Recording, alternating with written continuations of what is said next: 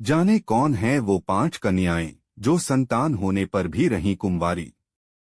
हिंदू धर्म में 5 कन्याओं की दिव्यता का वर्णन विस्तार से किया गया है।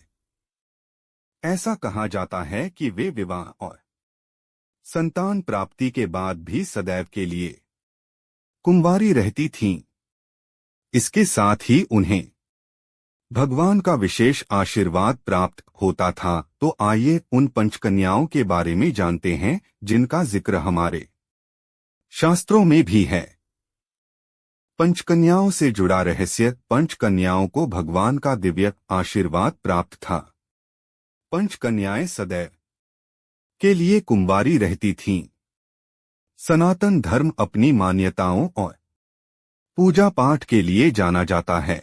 वहीं सनातन धर्म में कुछ ऐसी दिव्य कन्याओं के बारे में भी बताया गया है जिनके अंदर कुछ ऐसी दिव्य शक्तियां थीं जिसे जानकर आपको हैरानी होगी।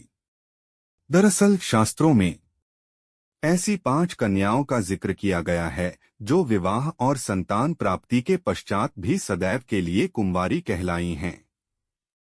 इनकी दिव्य शक्तियों का जिक्र ग्रंथों में भी किया गया है। तो आइए उनके बारे में जानते हैं। देवी अहिल्या। वाल्मीकि रामायण के बालकांड में देवी अहिल्या के बारे में बताया गया है। देवी अहिल्या का विवाह गौतम ऋषि से हुआ था। इंद्रदेव के छलावे में आने के बाद ऋषि गौतम ने उन्हें सदैव के लिए शिला बनने का श्राप दे दिया था। जब त्रेतायुग युग में प्रभु श्री राम ने उनका अपने चरणों से स्पर्श किया था, तब जाकर उन्हें फिर से नारी रूप प्राप्त हुआ था। इसके साथ ही वह आजीवन कुंवारी कहलाईं।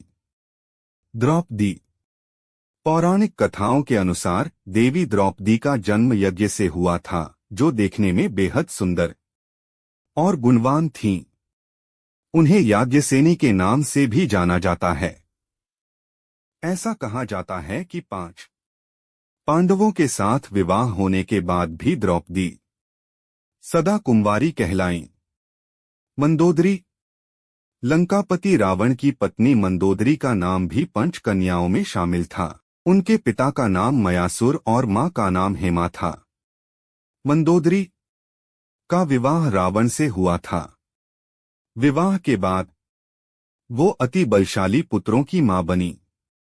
इसके बावजूद भी मंदोदरी का कौमार्य भंग नहीं हुआ था।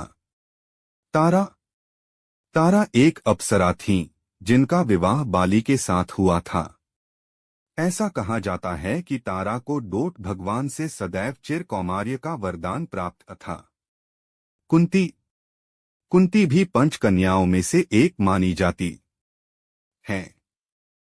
उनका विवाह हस्तिनापुर के राजा पांडु से हुआ था। हालांकि पांडु को यह श्राप प्राप्त था कि यदि वो अपनी पत्नी कुंती का स्पर्श करेंगे तो इससे उनकी मृत्यु हो जाएगी। वहीं कुंती देवताओं के आशीर्वाद से मां बनी। संतान प्राप्ति के बाद भी कुंती सदैव के लिए कुंवारी कहलाईं।